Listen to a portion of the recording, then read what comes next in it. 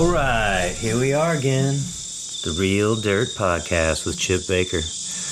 On today's Dirt, we are coming to you live from the Amazon. Or you might not get it live, but we're recording it live from the Amazon. You can hear the jungle noises around us. There's birds and crickets and just like mosquitoes. Today's guest on the Real Dirt Podcast is Jessica Baker. Jessica is a renowned herbalist and doctor of Chinese medicine. She has pioneered many applications of Western and Chinese medicine and is considered an authority throughout the country. Jessica teaches throughout the country, continuing education classes for essential oils and Chinese medicine.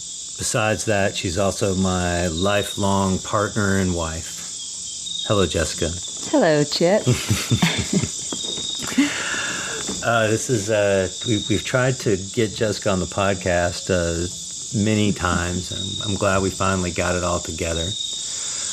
Today we've been at this whole week, 10 days. We've been at an ayahuasca retreat. Ayahuasca is a plant medicine that's native to South America, specifically Peru. We're near the Colombian border of Peru, off a little side shoot of the Amazon, and at Refugio Altiplano. My friend Kelly Green, aka Sparkles, lifelong mission has been to be here. Now, normally we talk about weed, and that's what we're going to talk about today. But we're going to mix it up with a little bit of herbalism, Chinese medicine, medicinal plants, and maybe we'll probably talk about some this and that. So, Jessica, can you tell me your earliest memory of cannabis and what that was? My personal memory, or just hearing cannabis? Yeah, that's a personal memory. Okay. Like, marijuana, weed, right. Wacky, whatever. Well, like many of us, I was exposed to the DARE program as a child. And so that didn't work. And that obviously did not work. So I was exposed because of DARE, but I was also exposed because it was known that several members of my family smoked cannabis. Not my, parents per se, but uncles and aunts, and just, it was there, but I didn't comprehend that it was a plant. That actually didn't come until after I smoked it, which seems kind of funny to me now as an herbalist, that was completely not in my realm of, like, this is a plant. So I knew, or what I had heard was that, it was a drug, and that even the family members of mine who smoked it were... drugging. They were drugging, and they actually were drug addicts. Cannabis was not the only thing they consumed, and so I had just put it all together with all the other drugs and alcohol. So many people do that. And I felt the same. I thought it was the same way. I thought it was like heroin because of DARE and my parents, right? It wasn't a plant. Yeah. Right. Wasn't a plant. Yep. So that was my first memory. And then I got into high school, and I moved near my grandparents and my cousins for the first time, living near them. One of my favorite cousins smoked weed, and I dissed her all the time and told her she was running away, or just, all of the things that I just didn't understand, really. And then my senior year in high school, I had a boyfriend. I had one high school boyfriend, and he cheated on me, and I was really fucking pissed, and he didn't like... Typical high school shit. Yeah, exactly. Right. So he hated all things alcohol or drug related, and so I told my cousin Amy I wanted a cigarette, and I wanted to smoke pot. And so I did, and I started smoking both pretty much around the same time. Rebellion. That's what brought you to Yeah, rebellion against a boy, basically. And then, I was enticed by the ganja, and, that was kind of my start. So Cousin Amy smoked you out. Cousin Amy. Time. No, actually. You just asked. Yeah, we talked about it. No, the first smoke out, though, was with some people I worked with in Chattanooga. I worked at an indoor playground for children, and it was like a New Year's Eve party, and I smoked a little, and then that's when I went to my Cousin Amy and was okay, now, like, I want you to get me high. Right. Oh, yeah. Can you remember what that was like when you, like, decided that it wasn't a quote-unquote drug, it was a plant? Did you know it was a plant then still? I mean, no, I don't. Yeah, I still don't think it registered that it was a plant. That it was a plant. I think what started registering was seeing the bricked up, brick weed. This is the 90s in the South. And seeds and stems, and it started connecting, but really it didn't fully, I didn't fully get it until the Cannabis Action Network. Action Network, that's right. Me and Jessica met in, what year? 1994. 1994, University of Georgia Cannabis Action Network. Chip was the president. I was the president of CAN. And I went trying to score a sack. So Jessica went to try to score a sack. There wasn't a sack there, but we met that day. Fell in love immediately. It took us a few years before we really started going out. But we became friends, fast friends immediately, and started consuming vast quantities of cannabis together. And it was your education on that hemp and cannabis and fiber and food and fuel and smoke, and that's right, because at the time, really when it became clear. The time we really had to like there wasn't acceptance on cannabis use, so we talked about hemp a lot in the Cannabis Mostly Action hemp, Network. because like the medical cannabis scene was not started yet, and it was still very considered inappropriate.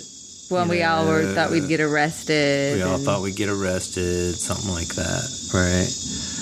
But we had a really happening group, and we did a lot of great things together.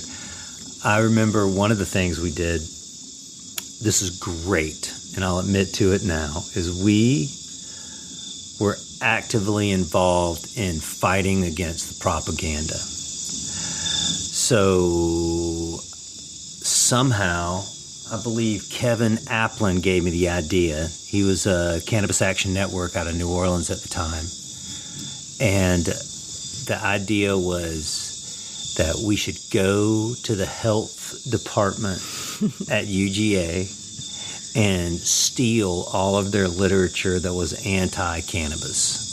Right, because it was just awful propaganda. Such lies. They were saying, like you your DNA changed. That's all this. You'd be infertile, sterile, or so whatever. like Jessica really thrived at this. I really liked that part. She would go in, and her and her roommate Nina would go in and either complained or about like a health issue, or because you had to actually go talk to like the counselor, guidance counselor or something to do this. Yeah, this is subversive, right? And so we stole all the pamphlets on cannabis. Well, the pamphlets are gone. They can't give it out to anybody. Yeah.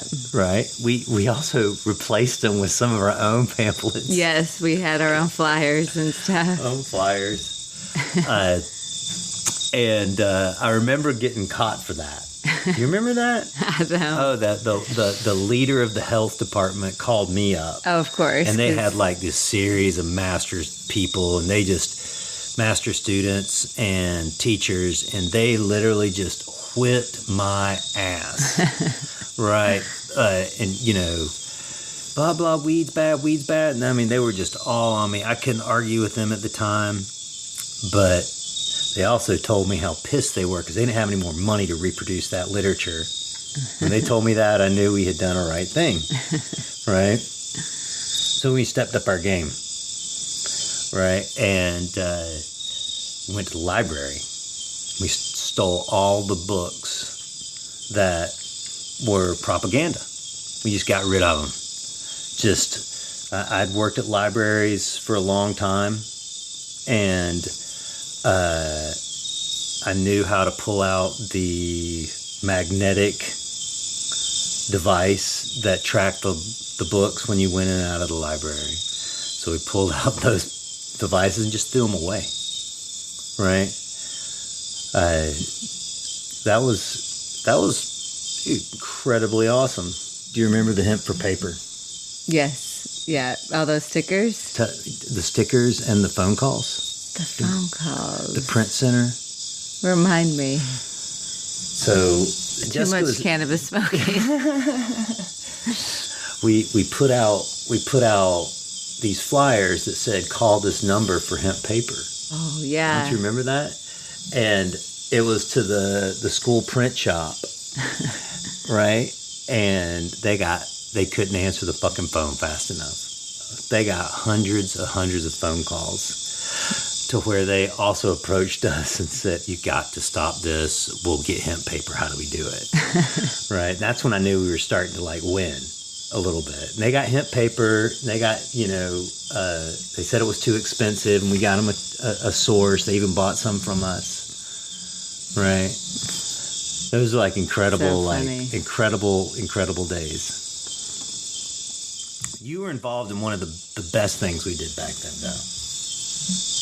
We got the dorms to stop calling the police for smoking weed. Well, I still almost got kicked out of the dorm for smoking weed. Well, and roller skating through the hallway at 4 a.m. on another substance. But yeah, it's funny. I forget about these things. Oh, man, that was one of the best moments right there. I thought you were going to say the Rainbow Coalition March we went on with Jesse Jackson. That was pretty dope. Yeah, so Rainbow, there was a lot of information, the police have always, how do I phrase this? There's been police brutality in the South for a long time, especially against minorities and people of color. And I can't remember the guy's name, but he had some mental breakdown and walked out of his house naked. He was on PCP. No, that's what the cops said. He was on PCP. But remember, he was... Oh, no, that's right. They said he was on PCP, but he was having a psychotic break. He was having a psychotic break. Yeah. And, he was just literally walking out, and he was naked, and the cops killed him. Mm-hmm. 2 cops shot him, killed him. And Jesse Jackson really took the issue. And is that how it was? I'm not sure if the Rainbow Coalition was already formed. I think it was already formed, right. But I think they just decided to have a big march. Have a big march in Atlanta. And it was one of the first, it was really big, man. It was really big. There were tons of people there. So we show up on this 5-mile march or something that we did. Jesse Jackson loved marches. And we had been training with the Green Panthers. You remember the Green Panthers? And the Green Panthers, they took notes out of the Black Panthers playbook and taught us about civil disobedience, how to organize at marches and rallies. So we made a bunch of signs. Yeah. And there were a handful of us. I think 4 or 5 of us went. Yeah, it was Alana, Jessica. It was always Alana and Jessica. Yeah. Always Alana and Jessica. And maybe Dave. Cheese Dick. Sorry. Sorry, Dave, if you're listening to this. That was one of your nicknames, but you were just so suave, right? And so we made up all these signs and passed them out. And they were cannabis-related signs, right? A lot of them were. Yeah, they were. A lot of them were cannabis-related signs. And that was one of the first times we were out in public with big, cannabis. Yeah. Right. I remember the police tried to search us. Yeah. We definitely were. We were one of the very few white people there. Yeah, there was 5 white people there. And it was us, right? That weren't cops. Yeah, that were cops, exactly. Right. And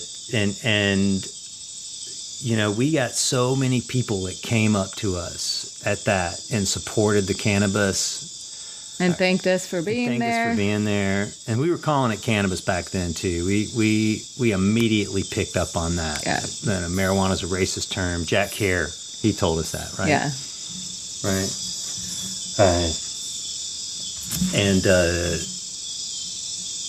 And I remember there was a band playing at some restaurant, and they started playing Get Up, Stand Up by Bob Marley, and everybody was so excited. Totally.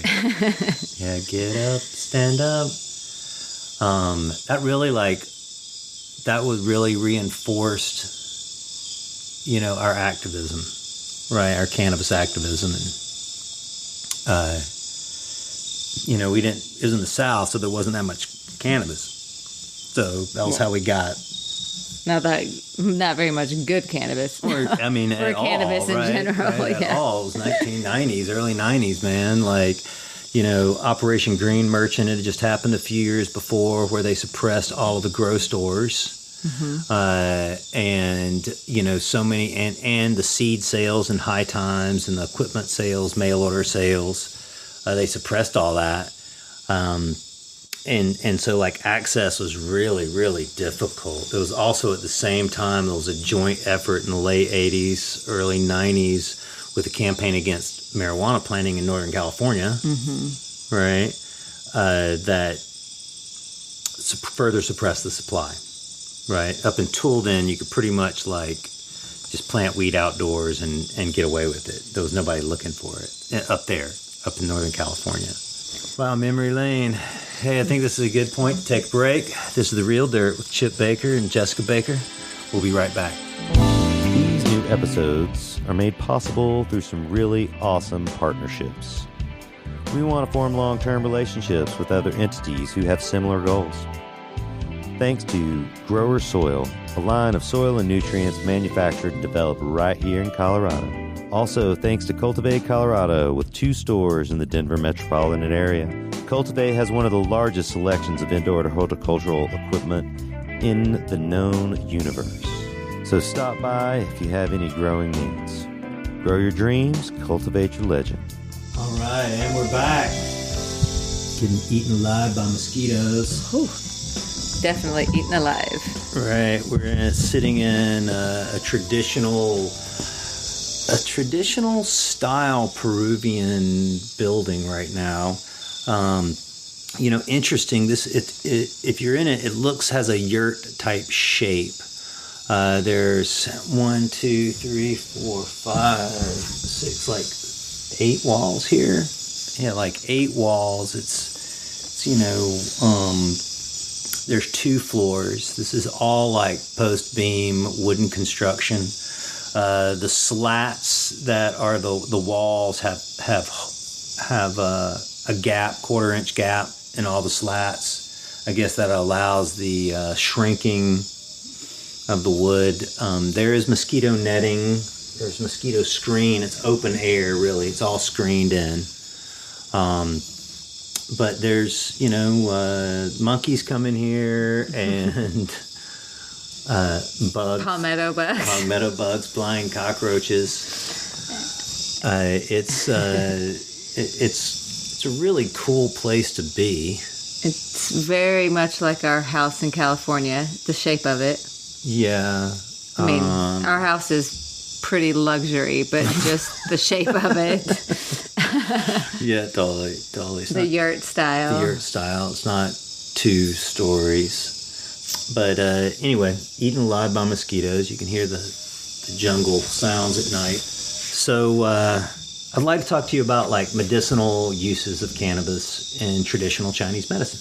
Okay, yeah. So cannabis is one of the oldest cultivated crops in China. Some people say it is the oldest or the first cultivated crop in China. I don't know if that's true, but definitely lots of evidence of at least 10,000 years of human cohabitation, cultivation, evolution, whatever you want to call it, with cannabis. some of the archaeological evidence is astounding. It's literally found in the oldest archaeological sites in China. Yeah. Right. Hemp seeds, ashes, cannabis ashes, tinctures, preparations, all of that have been found. And right. the textiles and everything. Absolutely. I mean, it was their plant for so much, the literal food, fiber, medicine, sacrament, whatever you want to call it. Like much of the literature from China, we have these old texts that we use in Chinese medicine that are 2,000 years old. Shen Nang is the divine farmer, they call him. And he, depending on who you talk to, was either from 25,000 years ago or more or less. All the books say something different. But he is the father of agriculture, animal husbandry, and cannabis. So cannabis is almost like in its own little category, I think, because it was used for so much. And in the old text, they talk about cannabis being a very one of our superior plants that helped us astral travel, made sure that it promoted, like our highest self. It allowed us to reach our full potential, and something they called make the body light, which a lot of people now will just translate as it helps with weight loss. But really, it was about, I know, I'm like, hey, that's really deep, people. But it was really about, the creating that lightness of being we feel when we are elated and healthy and whole, which is also something that,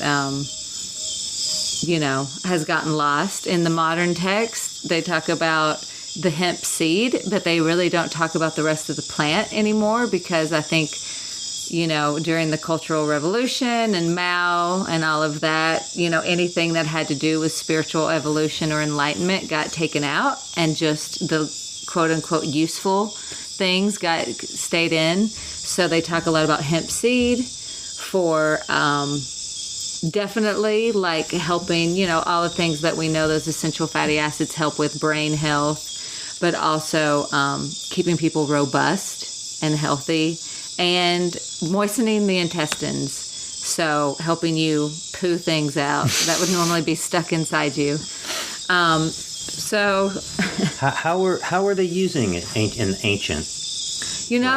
The books that I've come across, at least, really don't give you much information. It's 2 paragraphs on astral travel, make the body light, and help you see and fulfill your calling in life. But they really don't get specific, and I don't know. I mean, constantly as they unearth things in China, people are translating Chinese text, but traditionally the Chinese text got translated from Chinese to French to English. And so now we do have more people translating from Chinese.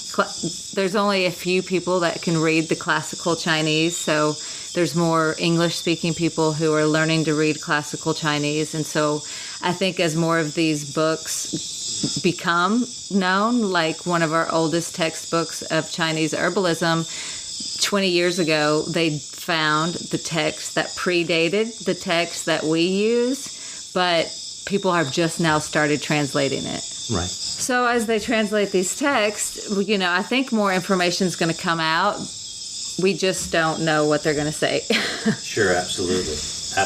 So I study anthropology, archaeology, and of course,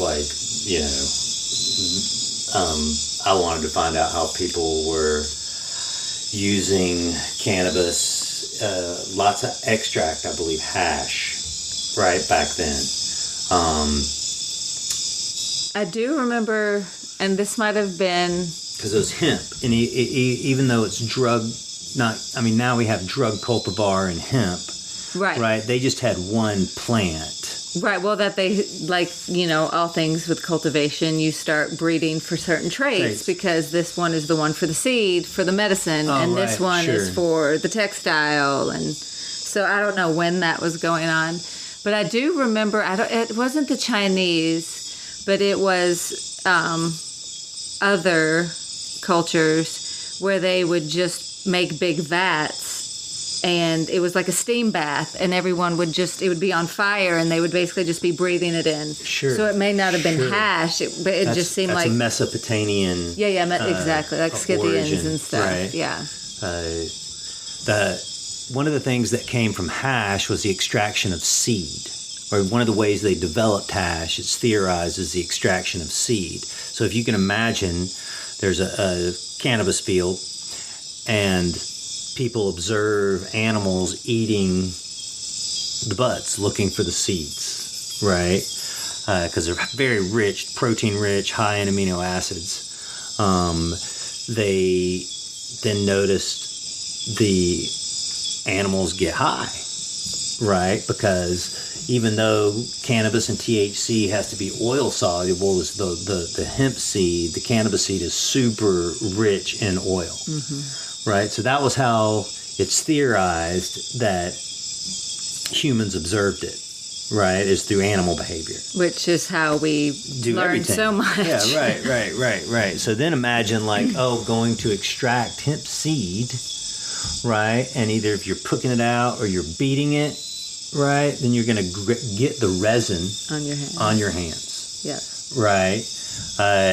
Eating it was the first way that people got high, because now they're extracting the seeds, right, beating them in their hands, grinding it up to get the seeds, and then just eating handfuls of seed with the resin on it. Yeah. Right. So that's the logical way that people discovered cannabis, right? Discovered the psychoactive effects of cannabis. Then that went to the hand rubbing of the plants in order to extract the hash, right? Yep. So it's really logical, way that it all happened, right? And in India, to this day, they still make hash this way. They take their hands and they rub it up and down the buds, right? And they go through the big field of wild-grown hash, wild-grown cannabis, and just, rub it. Just rub it. And extract the resin from the buds without harvesting it, right? Fresh, live, the original live resin, right? And then make the temple balls. Yeah. Right? That's where the temple balls came from. Memories of the temple balls. Hey, let's take another break right there. This is Chip Baker, Jessica Baker with The Real Dirt. I got to get incredible thanks out to Denver NORML. They're an organization that advocates for the rights of every marijuana consumer in the Mile High City, while also creating long-lasting partnerships with local businesses that share our value. Thanks, Denver NORML. It takes people like you to really make a change. And we're back. We are getting eaten alive. Holy shit. Chip never gets eaten by mosquitoes. So for him to be eaten, they're bad. No, we're gonna carry on this podcast as long as we can. We do have a appointment with the shaman in a little while. It's been an incredible week here at Refugio Alto Plano. Ayahuasca is plant-based medicine that's used traditionally throughout the Amazon, throughout South America, and now throughout the world. There's been tons and tons of research and information on ayahuasca the past several years. Me and Jessica have made fun of... Okay, I've made fun of people getting high on it, right? And just having hallucinatory effects. Our friend Kelly Green, aka Sparkles, he's been coming down here for 18 years and bought this place 3 or 4 years ago, and has been trying to get me to come And I've wanted to come down here with him because I knew how traditional it was. I knew that he had traditional Shipibo shamans. I knew about their songs. I knew about their training. And I've always wanted to come to this type of event as opposed to, doing it in someone's living room or in some space in the city. Now, if that's your gig, I'm not going to discount it. Right. Everybody can get the medicine however they can get it. However, I think there's a lot of hallucinatory drug use of the plant. There's a lot of combinations of what people consider ayahuasca to be. Right. Right. Traditionally, it is ayahuasca and chacruna, the male and the female and the male energies, and we heard the creation story, and it was beautiful. But some lodges will put in datura or San Pedro or Campo or other additives that they just said, just other plants that maybe give you some sort of hallucination or stimulation. Designer drug. But as Jose was telling us today, it is... the medicine is the ayahuasca and the chacruna, and that gives you everything you need and not just a drug-like experience. It is the medicine. Absolutely. So the chacruna has the DMT compound in it. It's a leaf, and the ayahuasca is a vine. I'm not even going to try to pronounce the Latin name of it. I don't. The Banisteriopsis capi. Right. And we witnessed how they made the product. We've seen them collect it. We've been through the forest with the shamans, and they've educated us about it. And it's been an incredible experience. But what we've both noticed is this is a multi-day ceremony experience, right?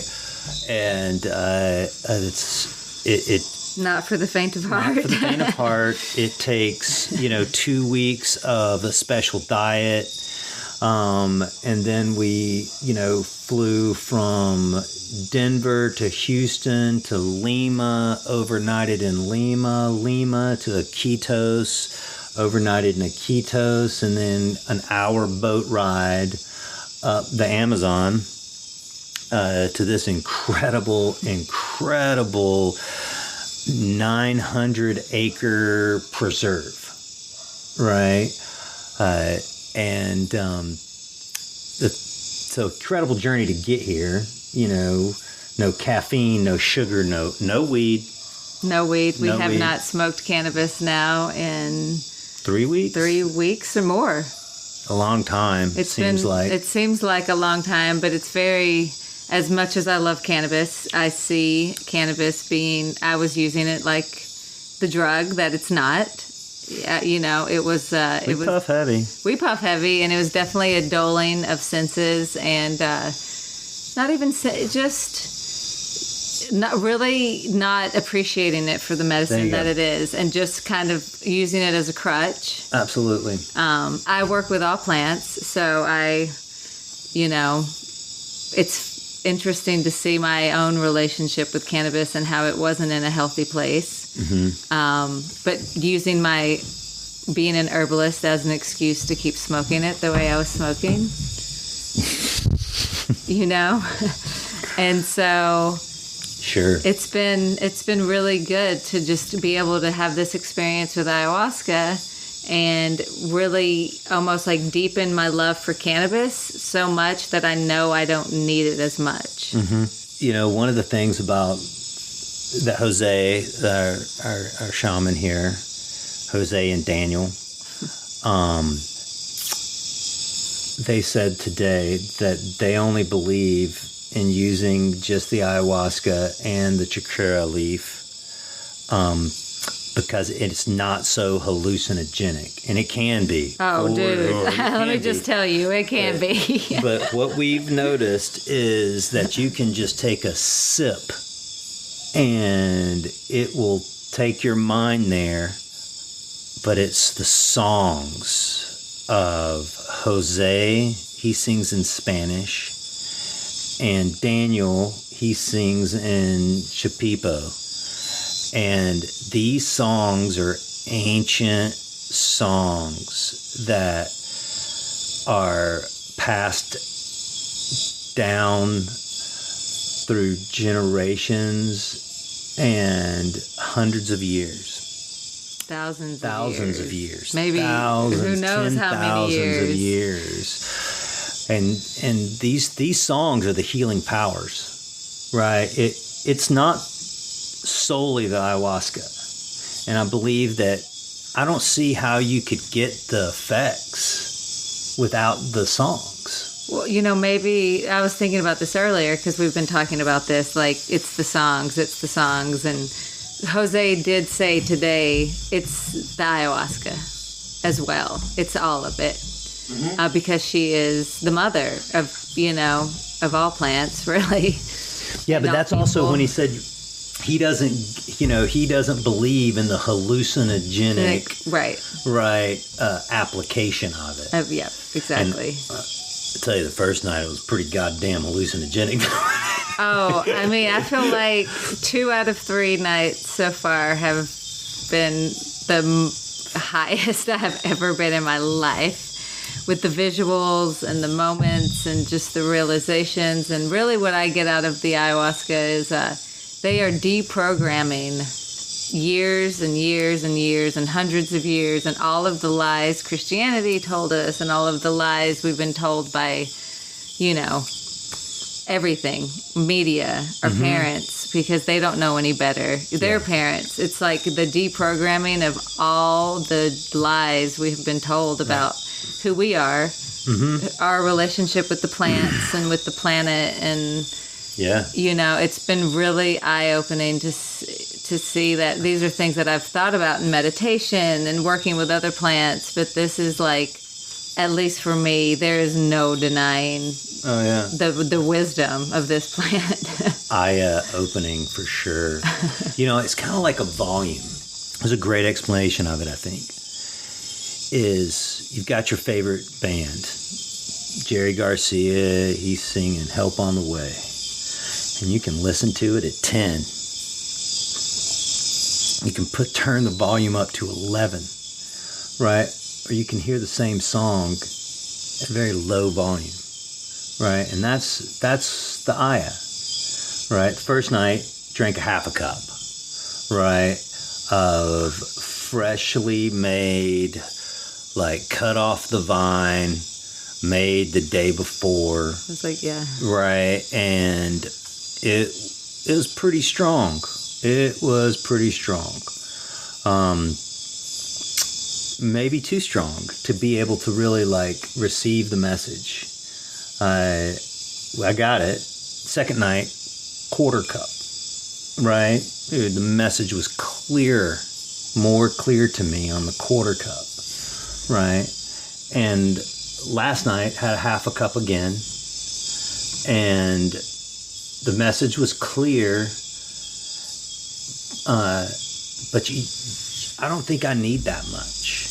I think I swear I got 2 sips last night and was just floored. Yeah. I don't think floored and flying. Yeah. I just need to open the door a little bit to see the light. I don't have to bust out the sensors. Yeah, totally. Right. We've got some great plant medicine here. One of the really cool things we've done here is walk around the forest and saw all of the plants that are used for medicinal healing.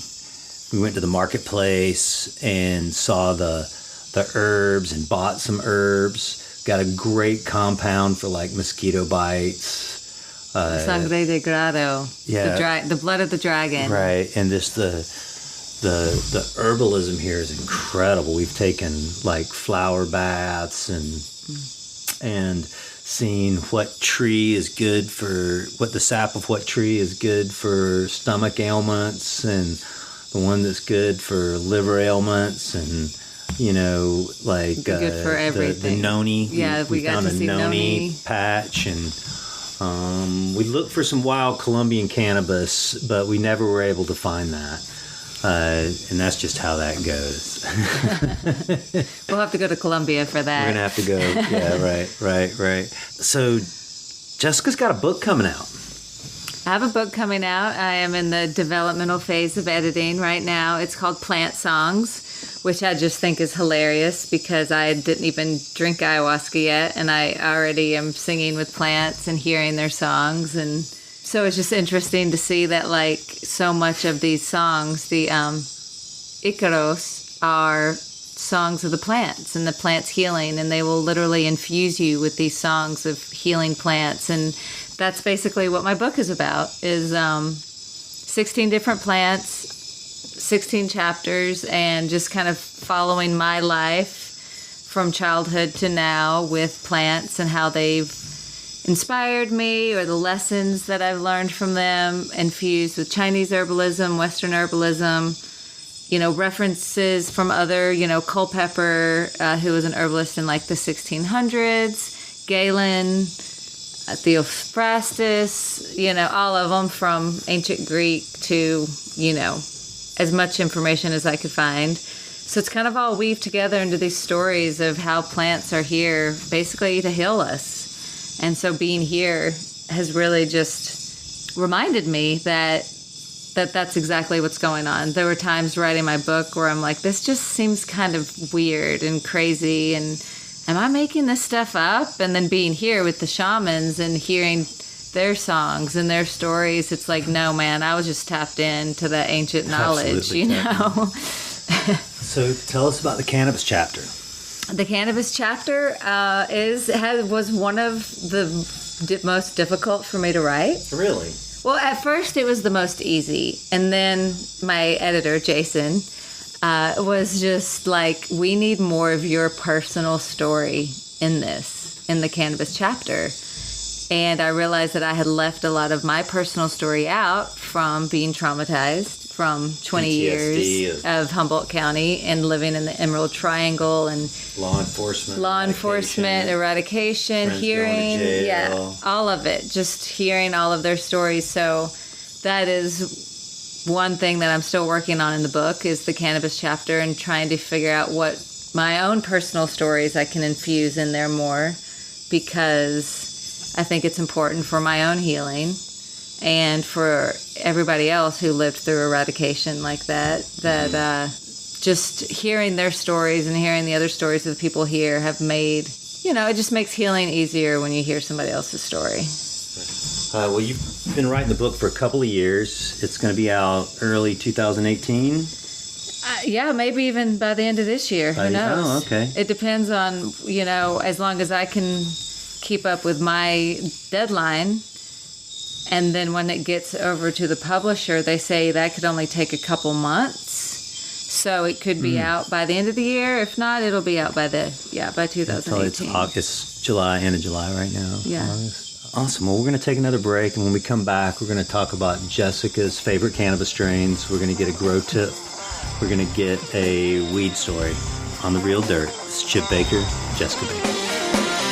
Denver NORML is an organization that advocates for the rights of every marijuana consumer in the Mile High City, while also creating long-lasting partnerships with local businesses that share our values, a deep love for the community, the cannabis plant, and a commitment to educate our audiences. Thanks, Denver NORML.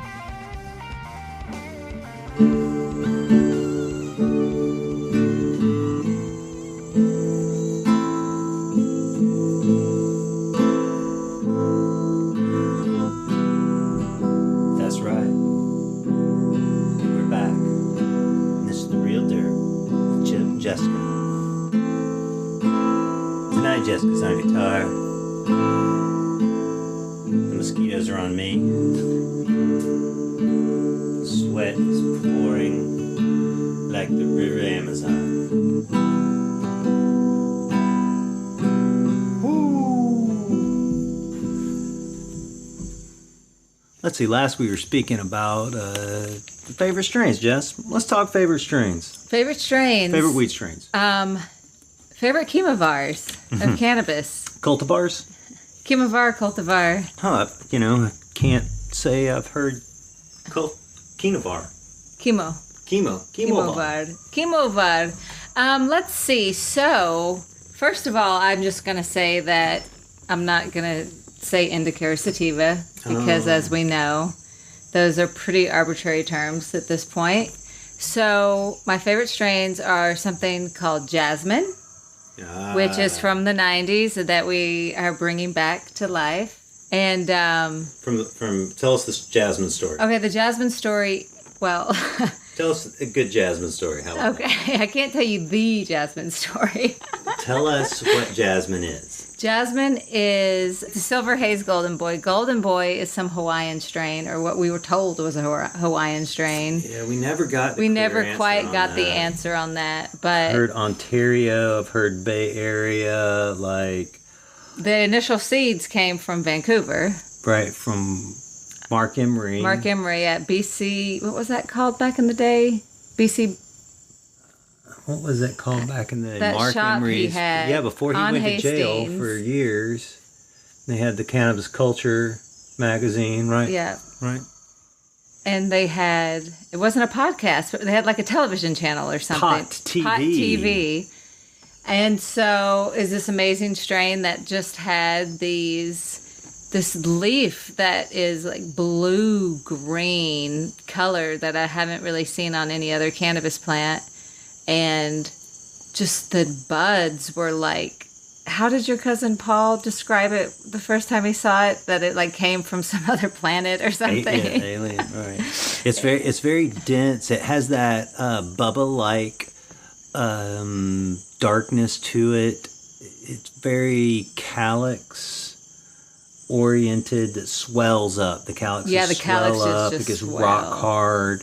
And it like oozes. Oozes resin. Yeah. And like outdoor, when the buds will get big as corn cobs and you can break them open. And they're like golden And it's in the golden middle. inside, just like kernels of corn. Right. And there's a few other strains I remember doing that. One was called Sunflower. That was some of the first outdoor we got from Humboldt. And it had that similar thing. You broke open a nugget, like crack it open like corn. Right. And you could see the huge calyx on it, huge false seed pods. So Jasmine's one of them. Why is it your favorite? That's a hard question. I love the smoke. I love the color, the smell, the way it makes you feel.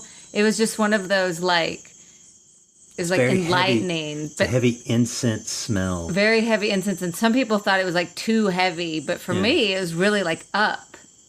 I didn't really get, Well, if you survive the depends. first 15 minutes of it, it pick you up. That's true. Yeah. But there's Good hybrids point. of that coming back around. Yes. Right. We're excited about that. We are excited. We'll see Some of our what the next Oldski incarnation is. Oldski friends and people have stored seeds and cracked them. Kept it alive. Yeah, to some degree, right. Well, the babies of it.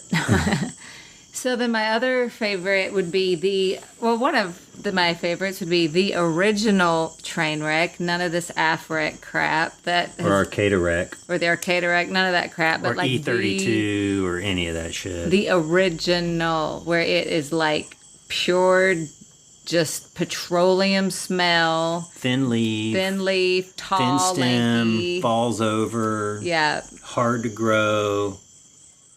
but Right. just strong. It was like Paranoid high.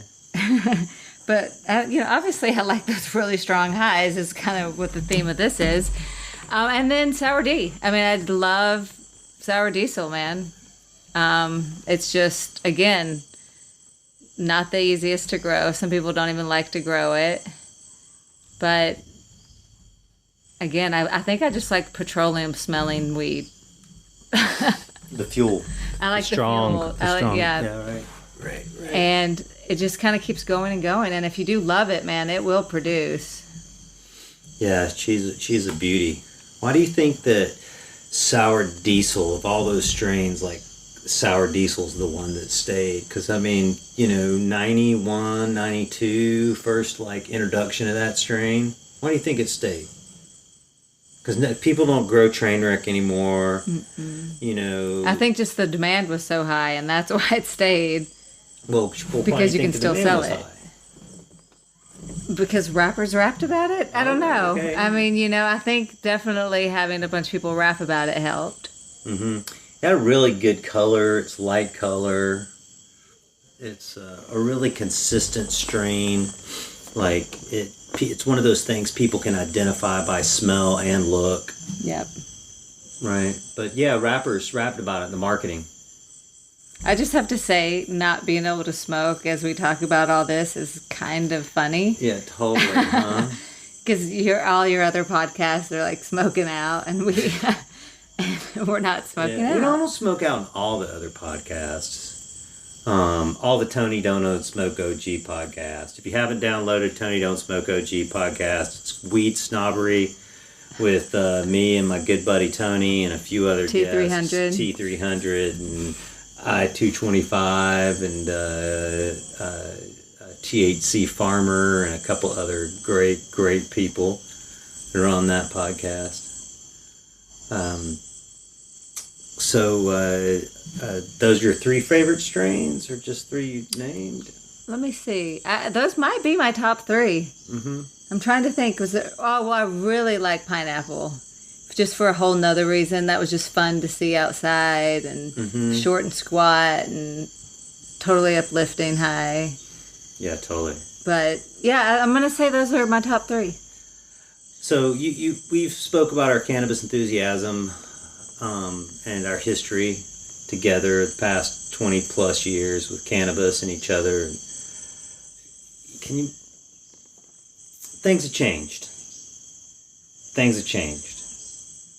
Let's talk about the good and the bad.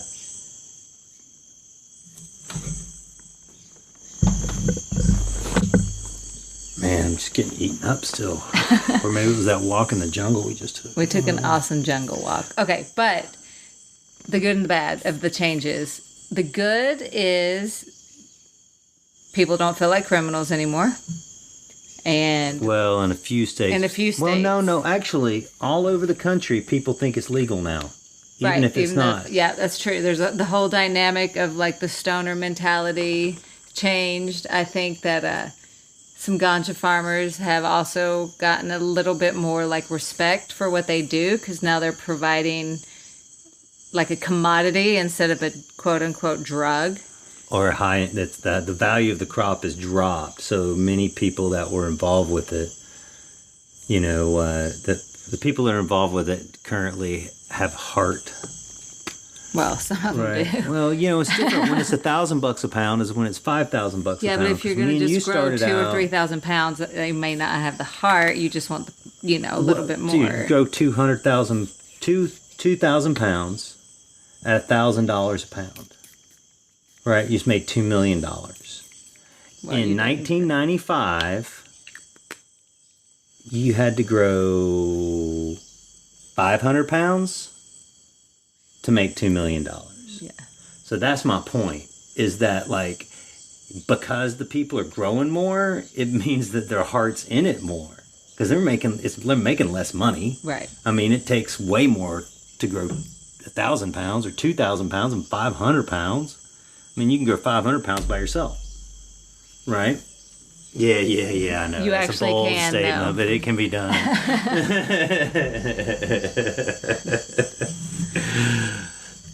Okay. So that's, I think those are positives. The bads, the bads are, a bunch of people are breeding shitty strains and bad seeds and like passing around like horrible, like there's so much better weed out there, but you go to like a dispensary and it's just crap. No offense. Yeah, there is a bunch of BC bud in the country again. And that's kind of a shame. We were like having this really high standard, and now the standard's just dropping, and like people are like, I'll just go get some mediocre weed and go eat at McDonald's. And, that's like, I feel like we could elevate that culture a little bit more about like quality over quantity and quality over just whatever that you think is the best, but actually having some standard that's not just your egotistical standard because you think you grow the best. Yeah. What's that saying about wine? Sell no wine before it's time. Yeah. Right. Harvest no weed before it's time. Harvest no weed before it's time. Because that's one big problem. Is everyone's harvesting early. 9-week rotation. Yeah. Doesn't matter if it's an 8-week or 11-week Right. strain. They don't understand that each strain needs its own time, not specific attention. Right. It's also a name game, don't you think? Yeah, but the names are stupid and mean nothing. Well, I agree, but for instance, in Colorado, everybody's got 77 strains because they claim that their customers demand the variety. They don't demand that much No, variety. they buy some shitty weed and they're like, oh, I didn't like that, I'm going to buy something else. And they buy some more of your shitty weed and they're like, oh, I didn't like that. And that spurs it. Yeah. But if you got, fucking top 5 weed, people are going to buy that shit because it's the top, it's the best, right? And I know maybe some of the analytics don't support it, but that's because people are looking at it wrong, right? Okay, sorry, just to backtrack on other favorite weed, Neville's Haze. Oh, Neville's. Because it's ugly, it takes forever, you get no yield off it, but man, you are just soaring. Heart pounding high, totally. Sorry, that just popped into my head. No, I remember that, and the the Ghost Trainwreck Neville's Haze cross. Yeah, that shit was great. People still grow that. Oh, I'd like to have some of that. Yeah, hint totally, to whoever's growing it. Yeah, it's out there. I mean, DNA put that out for a while through their Reserva Privada sub-brand of theirs. Right.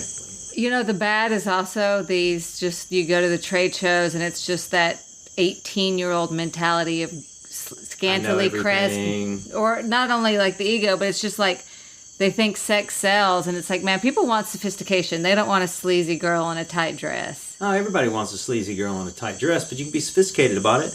Well, it's just so sleazy and just so not mature. It's come on, dude. If you're going to act like you have respect for this mother plant of cannabis, man, have respect for the ladies. Yeah, no doubt, dude. No doubt. People are really trying hard with cannabis, right? And they want and I say this all the time, people have their magic, right? And they come into our store, Cultivate Colorado, and they call me and they're like, I got this special magic thing that I do that makes my weed better. And almost all the time the weed isn't better. It's this magic that they claim. It's their ego. To have. They can't see past the fact that they think they did it better. And we all have our ego, man. Don't get me wrong. I have been there. That's what keeps me going. And I may go there again. I'm just saying, let's really pump up the standard. Another bad are what I call the pink shirts. They are the Google and Yahoo or executives or just whoever you were from your whatever job you had before. And now you have money and you want to invest and you know nothing about the plant. You throw millions of dollars into something ignorantly and arrogantly. And then you walk around in your suit and you're just I'm so cool. And you don't really know anything about it. And you don't really seem to care about the plant or the love of the medicine or anything. It's just your next profit, which again is fine, man. We live in a capitalist society, but at least educate yourself. Have some respect. And have some respect. The wine industry, for instance. Again, you get people with millions of dollars that roll into the wine industry and they educate themselves on it with real education and know what's going on and have true desire over it. Yeah. But so many people involved with cannabis are just there for the cash. Yeah. And it's good profit margin. Even if it costs $500 a pound, you can make money on it. Right? But, man, it's the lack of respect for sure. And I think one thing we come from is people respected it so much because of what it gave you. Well, it was your livelihood. It was everything. If you could go to jail forever for it, and it's that that fight, that strain, that struggle. Right, that develops an admiration for it, And so many people now are involved in the cannabis industry that never had to run from the police, well, or they bail are their not friends out, or see like families that they knew. They weren't the lose freedom everything fighters, that- man. Mm-hmm. The freedom fighters deserve the respect, not just like, oh, well, now it's legitimate and like I can do it better because it's legitimate and I'm not a criminal. Widget. It's just not true, man. It's just not true. Right? Everybody, so many people. I know we're just bagging right now. You know, so many people get this. They smoke a joint and they say, I can make $1 million of this shit. And I've seen it happen. Right? 100%. I've seen, like, you know, people do that. But, you know, for the plant, it would be we would all be much better off if we didn't have the monetary aspects of it so much. Right? And that people did it for the quality, they did it for the plant, they did it for the development, they did it for the R&D, they did it for the medicine. Right? Yeah, absolutely. What's the good? Let's talk about the good since we've been bagging. Okay, since we've been bagging, I mean, you know, again, back to the good, the fact that people don't necessarily have to go to jail forever. They get their life back. They can be proud of what they do. They can talk about what they do. People are being converted, like the pink shirts, which is always a positive thing because a lot of those people will embrace the plant. And, you know, cannabis has a way of like enticing you and making you fall in love with her. So I think that is definitely going to happen. And she's a sexy bitch. Just the lies and the like shame and the guilt and the like fear can really just go away for a lot of people, which I think is awesome. Especially in the California model, how they're legalizing, you know, Humboldt County, for instance, is really kind of embracing, hey, if you've been doing this before, now come get your permit and we'll help you. And so, whereas before Humboldt County was very negative towards cannabis growers, now they are really embracing the people in their community. And it's about time because a lot of money was not spent in the community. And Humboldt County kind of became a shit show. And it's the Wild West. And there's a bunch of drugs and problems and violence. And it's poor. The county's poor. The county is poor, although they have billions of dollars in the cannabis industry. And that being funneled into the county is going to be amazing.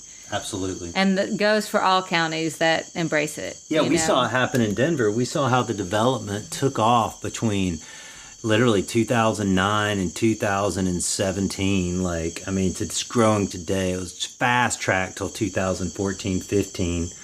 But, like, you know, people made money. And the number one investment people make is in real estate. Yep. Right? And they buy a second home, they buy a second business, they buy a second warehouse, right? And that infrastructure, like, really has, you know, multiplying effects, right? Absolutely.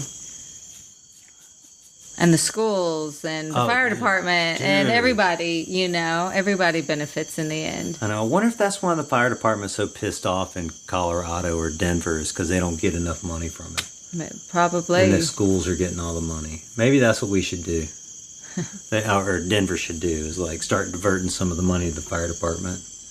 Right. I mean, I understand they're the public safety wing, but they give people the most problems. Oh, they're hard asses. Yeah, totally.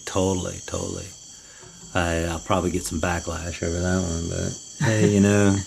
Hey, the truth hurts sometimes. The truth hurts. Like when you roll in and you're like, oh, you got to fix this. And you fix it. And 6 weeks later, they roll back in. It's like, oh, yeah, you got to fix this too. And then 6 weeks later, they like say, oh, you got to fix this too. It's like they know you got to fix all this shit when they see it. Mm-hmm. So right? just say it all at once. Say it all at once and, you know, stop the harassment.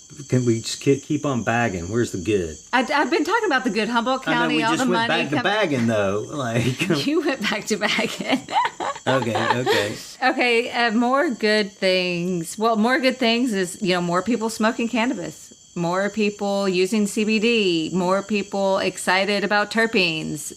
You know, just like really exposing the fact that it's just not THC or just CBD, but it's all of the constituents of the plants that are providing the medicine, providing the high, providing the experience, providing the like connection. And I just think, oh, that's amazing.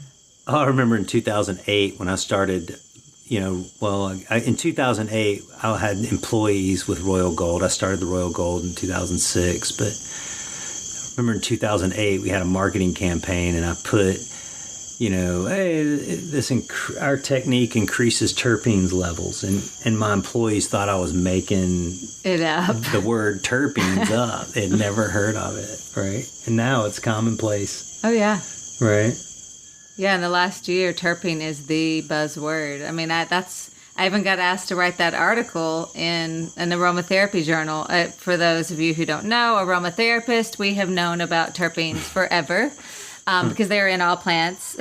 Not just gummies. Well, not all plants, but definitely high in all of the aromatic plants. And so basically an aromatherapy journal wants to talk about cannabis because of the terpenes. And it was, great opportunity for the aromatherapists to learn about cannabis, and for cannabis enthusiasts, stoners, whoever, to really understand that, hey, complex. It's a complex plant with a lot of constituents, but also other plants have it too. It's not this mystical, magical thing that only belongs to cannabis. Because we really, my hope for the cannabis future, legalization and just acceptance, is that we realize it is a plant, and there are tons of other plant medicines that we can use, and we don't have to latch on to just one as the be-all panacea that's going to cure everything. Right. Because we need all the plants for that. Right. Whether it's ayahuasca or cannabis. Or lavender or peppermint or, lemongrass, like whatever it is, they are all going to provide some value. Right. Oh, yeah, spray that bug bite. Oh. Speaking of lavender, man, lavender for bug bites and itchy skin, burns, it's amazing. I think I'm going to have to take a lavender bath. Hey, let's take a quick break right there. This is The Real Dirt. Download this and other episodes on therealdirt.com, or you can check us out on iTunes, The Real Dirt Podcast. Ow! Ow! These new episodes are made possible through some really awesome partnerships. We want to form long-term relationships with other entities who have similar goals. Thanks to Grower Soil, a line of soil and nutrients manufactured and developed right here in Colorado. Also, thanks to Cultivate Colorado, with 2 stores in the Denver metropolitan area. Cultivate has one of the largest selections of indoor horticultural equipment in the known universe. So stop by if you have any growing needs. Grow your dreams, cultivate your legend. Oh. That's what you get. No, totally. That's what I get. So, give me a weed story, Jess. Weed story. Okay, so there are so many good weed stories. Oh, this is a funny one, and since I got away with it, I can totally talk about it. Oh shit! Which did you get away? What thing did you get away with? So that we're talking about right now. This is the trip to Maui. Oh shit! This was great. What year was this? This was definitely pre 9/11 because TSA wasn't any, that wasn't happening, and so it must have been 99. It maybe. Was. Yeah. So me and 2 of my really good friends, Val and Christy, were going to Maui to visit another friend of ours named Tracy. And so of course, we're going to be gone 10 days, and I was definitely going to bring weed because I did have my 215, my medical cannabis card. And so I wore these pair of pants that had metal buttons, and I didn't notice. And for some reason back then, I just put the weed in my pocket, which is not... It's probably like a sandwich bag, dude. Oh, yeah. Maybe I think I tripled up the sandwich bag or something, right? So we're going through security, and my button gets beeped in the freaking metal detector. So then they do the wand over me, and it keeps beeping. And I'm like, shit, that's the pocket with the weed in it. And so they're like, what's in this pocket? And I'm like, nothing. They're like, no, there's something in this pocket. So I bust it out, and there's You pull out the sack of weed. I pull out a sack of weed. It's probably an ounce or so. Hell, a quarter pound knowing you. No, it was like it was probably like an ounce, maybe like an ounce and a half. So a Dutch ounce is a Dutch ounce, which is 100 grams. So then we are, my friends are just looking at me, and everyone at the plane is looking at me. Everyone through the security, and so I, all the people on the plane. All the people on the plane are there, and it's like getting ugly. And then they're like, well, this is illegal. And I was like, no, look, I have my 215 card. Well, it had expired like a few days before. And I was like, right? And there are these 2 male cops and a female cop. And they're like, well, what should we do? What should we do? And I'm like, hey, I think it's legal in Hawaii too, right? Like I was just trying to like bargain with them. And these guys were totally trying to be dicks. And this female cop, who was obviously the alpha, just said, take it and go. Just walk away. So I'm like, I put it in my pocket, I walk away, and the guys are trying to stop her, and she's like, nope, let her go. So, that's a windstorm. So they let me go, and everyone on the plane sees this happen, and they are just like, everyone's like as excited as I am, right? And then my other 2 girlfriends, they had ganja food. So they're over there like eating ganja food while I'm dealing with these cops, and then trying to get rid of the evidence. And so then they see it, and we're like, woo! And then all these people are like, did they just let you go? All these strangers are like, did you just get away with that? I was like, I totally just got away with that. You want a ganja cookie? So then we like dosed some people on the plane with ganja brownies or whatever they were. You're passing out ganja food on the plane. So we're passing out ganja. Hawaii. The plane to Hawaii was like a party. I didn't drink at the time. Still don't much, but I definitely didn't drink then. And it was a party on the plane, and I think part of it was the fact that everyone was so stoked that I just got away with something. I was so new back then. And it was so new. Like, that was just like, I have never been thankful for a cop before. Was that in San Francisco? This was in San Francisco at SFO. And it was beautiful. You guys were so happy. We were so happy. Jessica became a cult hero among her friends over that for a while. And so then, of course, we get to Maui, and it's all epic, and we, like, smoke all our weed, and we have to get more, and it was good. It was just overpriced. We were glad, bring your own. Oh, hell, that's great. That's a great story. Oh, man. I think that's one of my favorite ganja stories with you, right? It's a good one. Yeah, I got a good one, though. The Canadian border. I'll let you tell this one. Me and Jess had been like camping out in a car up in Canada. Total hippies. Total hippies. Smoking, like every night we'd smoke a joint in the car. Right. And had no idea we were stinking out.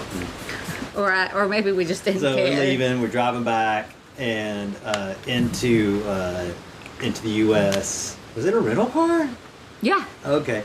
And going back into the U.S., and we get pulled over for search, secondary, right? The dog, like, was all over the car or something, a little basset hound. So they're, like, trying to break our balls over the weed smell. And we're like, look, dude, we don't got any weed. We don't got anything. It smells like weed. Like, we smoked the joint. It was legal it was legal there. Oh, yeah, we were like, why would we bring Canadian weed back? California weed is better. Remember? We told them that. Yeah, right. We're going back to Humboldt. Right. So, like, these cops were trying to scare us, and they started to separate me and Jess, and Jess just stood these 2 huge fucking Neanderthal cops down. Just looked them down. They like wanted to search her. They wanted to question her. Well, I showed him my prescription.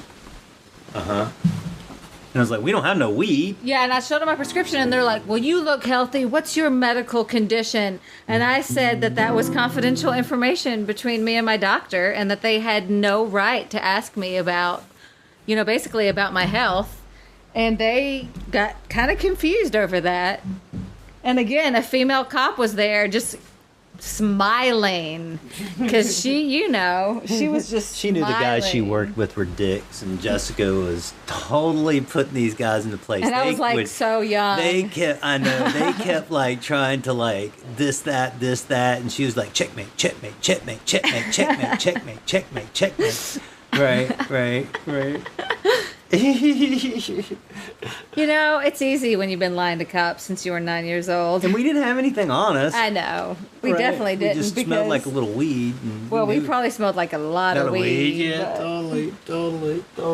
But they didn't even search us. No. In the end, we were like, yeah, they didn't even search us. No, did they? because the dog, probably didn't like cut, whatever they were looking for. The dog didn't like sniff out a specific area of the car, probably because it was just diffused through the car. I remember looking at it, and I don't think the dog smelled it out. I think this is a common, like, police thing. They just run the dog around it and, like, the dog indicated. Right. Right. Well, and, in Canada, they just don't want, like, hippies there. They really only want you in there if you got money to spend. Well, and it was U.S. cops who were doing this. Oh, yeah, because it was the way back US in. cops. Yeah. Right. Which we just know how they are. Yeah, totally. Border control. Oh, yeah, that was a fun one. Yeah, we used to go to Canada a bunch. We Yeah. hadn't been there in years. Well, no, we were just there last year in Vancouver, remember? After Alaska. Oh, yeah. Just a night, Just a though. night, though. Right. Oh, that's a good weed story. We go to the medical dispensary there, and they say, oh, you have to have a Canadian prescription. And so I asked the guy, I say, well, is there some place we don't have to have a prescription? So they sent us down the road. Yeah, surprisingly, there was a whole nother, like, place down the street. Like, a whole nother store that you could buy it without having the prescription, or they didn't care. So the woman is describing the weed, Well, and, in typical Canadian fashion, love you Canadians, it was like an alternate dimension or alternate universe up there. It's not quite the same as the U.S., but it's real similar. So she says, oh yeah, these are OG, and this means ocean grown. So like it'll have a slight salty ocean taste. we just looked at her like, did we understand that correctly? So like in the U.S., they'll put Kush behind strains to like, give them a more of a sales base, right? So it might not actually be OG Kush, but like they'll put like Orange Kush or Diesel Kush or Purple Kush just behind the name, Kush behind the name. But in Canada, this place, it was all OG in front of the name. Yeah. Right? Hilarious. OG train wreck. Right. It was just fucking. Oh, the weed we bought there was so bad, It was so though. bad. It was so bad. I remember that. But, you get what you get when you're on tour, so to speak. That's true. All right. How about grow tip? Coming from a plant perspective. From a plant perspective, kind of what we touched on earlier is like, look at the plant as an individual and see what it needs, not, you decide you want to grow 10 different, strains, and then you're going to be like, okay, I'm going to harvest this all on the same day without even really looking to see what the plant, look for the cues in the plant. What does it need? Some need more water. Some need more fertilizer. Some need more light. Some need, staking up more. Some need 12 weeks. Some need 9. It's... So what do you say to the people who say, well, it's a commercial operation, you can't do that? Well, if you know what you're doing, you can. Oh, I like that. I like that great, simple answer. So let me ask you this then. If you've got 7 different strains with 7 different requirements that you're growing, how do you deal with it? Well, I would say have maybe 7 different reservoirs, if that's, if they're going to be that different, they're going to be that different. And maybe if you don't know what the plant's going to do, grow a little bit of it first before you try to do, this huge garden. Pattern. Like, figure it out, exactly. Right. Or, maybe instead of just thinking that you're the best grower, maybe ask people their experiences with it. You mean like Google or other growers? No, like other growers. Definitely don't ask Google. There's some information out there, but... Well, I'm sure. I don't know. not as much of an internet junkie, so I don't know. Right. I don't even know if I've Who you ever, calling a junkie? I don't know if I've ever even Googled cannabis anything. Really? I mean, Okay. I live with you. You're my Google. Another grow tip is just love the plant, man. Don't just think it's like it's all about you and this plant's just there to provide for you, because you're there to provide for the plant too. And when you have that, like, Chip has this great symbiotic relationship with cannabis of just like, man, he can read the plants really respond to him. I mean, he'll touch something and make it look like he just manhandled it, and nothing, and the plant just like bends. I'll touch a stem and it like snaps off in my hand sometimes. And he's like, don't be so rough. And I was like, I was just so gentle. So, it's really about communicating with the plant. Now you communicate with the plant. I do, but I communicate with a lot of plants. Cannabis is like your plant. And I mean, cannabis is my plant too, but I think you guys must have evolved from the same seed or something. What is your favorite plant then? In the plant kingdom? Oh, I know what it is, but why don't you tell our audience what's your favorite plant? What's my favorite plant? I kind of feel like that mom who can't say they have a favorite child, but I'm going to say one of Jessica's top plants is nettles. Nettles is definitely one of my top plants. Yeah, nettles is one of my top plants. Why? Rose.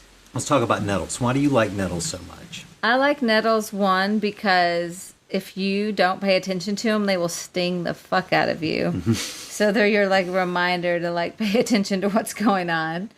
But they're really nutritive, tons of iron and calcium and micronutrients, and you can eat it, you can drink it as well, steam it. You can't eat it raw.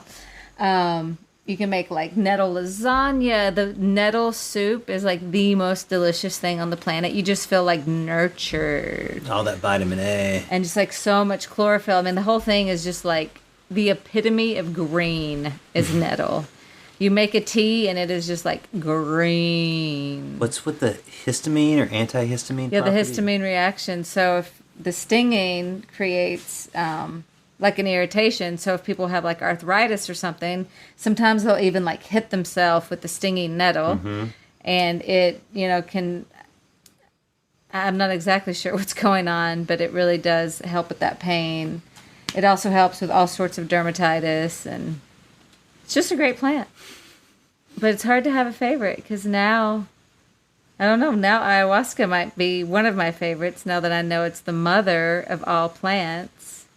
And it truly, truly is. I mean, the whole Amazon, man, this is definitely where life begun. So the more I learn the plants down here, I'm sure I'll have more of these favorites. Yeah, it just blows me away that out of the thousands and thousands and thousands and thousands of vines and thousands and thousands and thousands of leafy plants, that somewhere along the way, natives picked two plants that weren't food sources and put them together as a medicine. Okay, well, first of all, natives didn't do that. The plants told them what to do. And the creation story of ayahuasca and chacruna we talked about a little bit, but there were a couple. They were a medicine man and a medicine woman that were married, and eventually they healed all the people with their knowledge of the plants and the earth, and just probably all sorts of astral whatever healing they were doing. And the man died. And they they buried him, and the villagers would tend to his grave. And then years and years later, the woman died, and they buried her beside the man and tended to the grave, cried over it. Everyone was now really sorrowful. Oh, so when the man died too, all of his power went into the woman. Right? So then she had the power of both her husband and herself. And then when she passed, they tended their graves and cried over it. And then one morning, there was the chacruna plant growing where they buried the man.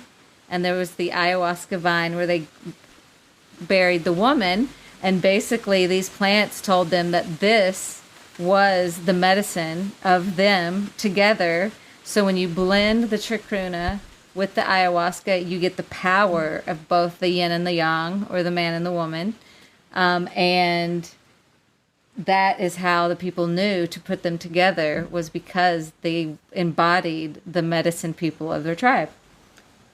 I love this story. There's so many things interesting about it. One that I find is interesting is it's a matriarchal story. Like all ancient traditions, right. Matriarchal. Two is, the ayahuasca vine is what they call the medicine.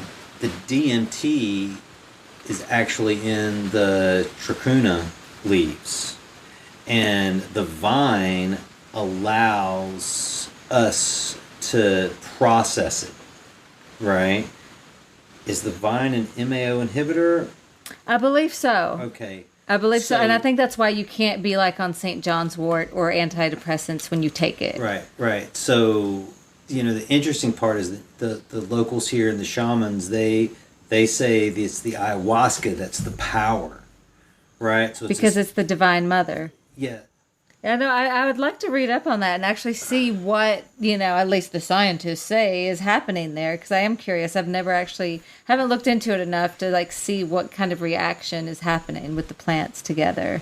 Yeah, well, that's what's going on, is it allows the ayahuasca, the chemicals in it, allow us to hold on to the DMT longer than a few moments, right? Because so the DMT, you only are able to your body absorbs it immediately and just and like that, just absorbs it immediately and digests it, so to speak. Where the ayahuasca allows you to hold on to the DMT for periods of time. And it's definitely somehow doing that through the digestion, because it is a very, whatever, neurons that are happening between the brain and the gut is definitely happening. I don't know. I think that something else happened. I mean, I like this story. I think that it's a chicken. Gringo says something else happened. Oh, Gringo says something else happened. Chip's theory is that who time traveled? You chicken and the egg, right? I believe that someone either now, in the past, or in the future, eating ayahuasca, taking ayahuasca, time traveled, astral projected themselves back in time to the first people and showed them how to use it. Ooh, that's pretty heavy. Totally. I will say, ayahuasca, I definitely traveled to other planets this week. People talk about it. I mean, it was absolutely true. Terrence we lifted off, we came back. I had this whole, I don't even want to get into it. That's a whole nother topic. But yeah, that shit's strong. And so maybe it was a time travel. But I, as a plant person and as a medicine woman, I really like the other story. I like the creation myth story. I just, it's so beautiful and romantic. And just, it feels right. It feels right because, definitely back in the day, we were more in touch with everything. We communed with every single thing. So why wouldn't these plants embody spirit and, lead the way for how we can heal? Because really, when you are with true shamans like Jose and Danielle here, man, they are here to heal the world. And that is really what we all need. They ain't shamans for sure. They are here to heal the world, man. Their whole joy is turning people on to themselves and how great they are so they can be better people for everybody else. And they don't like cannabis. I think because too many people use it as a drug. They say it's dulling. And it is dulling to the senses. Right, and to the ayahuasca. Right. Yeah. Yeah. And for them, ayahuasca is the mother of all of us, whether that's plant, animal, or human. man, that's why they don't want anything to dull the mother, because they want that direct connection with the divine. Mm-hmm. Yeah. And maybe it also like wasn't one of their, like in China, you know, it is one of their oldest cultivated crops, and maybe that's just not the case for this culture. No, it's not. I mean, it's not native to here. It was imported. So that's why it's not their native plant, you know. They got some much stronger shit. Yeah, they're like, oh, that ain't shit compared to the mother. Right. They what's the tobacco they smoke here? Mupacho, which is Nicotinus rusticanus, the original tobacco plant. Right, that's from here. Right. I know. I feel like maybe we should take some home. I won't become a tobacco smoker. How do you think we're gonna get a rainstorm here? Oh, yeah, I think so. I think it's coming up, man. Means the mosquitoes will get enlivened. Yeah, totally. Let's listen to it for a second. Hear the thunder in the distance. All right. Well, it's been a great episode of The Real Dirt. I've wanted to interview this guest for a period of time. Thanks for joining us. If you like this episode of The Real Dirt, please download it at therealdirt.com or The Real Dirt Podcast on iTunes. Please subscribe to our email list for special offerings and additional content. You can also check Jessica out at Baker Botanica. And Jessica Baker, LAC.com. JessicaBakerLAC.com, licensed acupuncturist. As an acupuncturist. Right. All right. Well, this has been The Real Dirt. Thanks, Jessica. Thanks, Chad. I want to thank you all for joining us today on The Real Dirt. I'd like to thank our sponsors, Cultivate Colorado, Denver Normal, Cutting Edge Nutrient.